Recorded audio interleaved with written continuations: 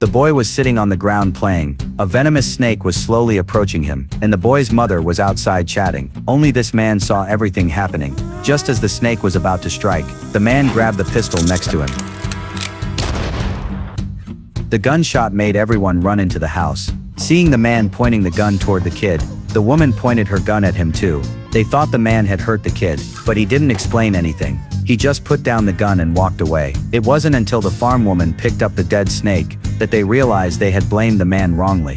The reason they were so wary of this man was because he was a stranger. A few nights ago he suddenly showed up outside the farm.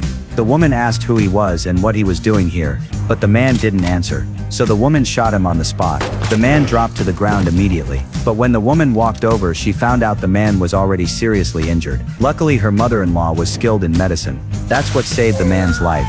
While he was being treated, the woman looked through the man's personal belongings and found a letter inside his Bible. From it she learned the man's name was Arthur Roy. In this wild and lawless time, the woman had to make sure she wasn't taking in a bad guy. The next day Arthur noticed the horses in their pen were restless. Turns out this family raised dozens of horses, but not a single person knew how to train them. So he decided to help calm these temperamental horses. However, these horses had very bad tempers, and one kick sent the man flying.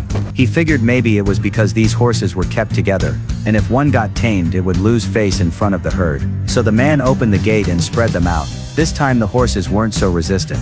He gently stroked the horse's mane, then bent its leg with his hand and pushed the horse down along with the movement. The horse obediently sat down on the ground. Then the man grabbed its mane and pressed it to the ground. The horse then lay down obediently. The man's actions directly stunned the woman's whole family.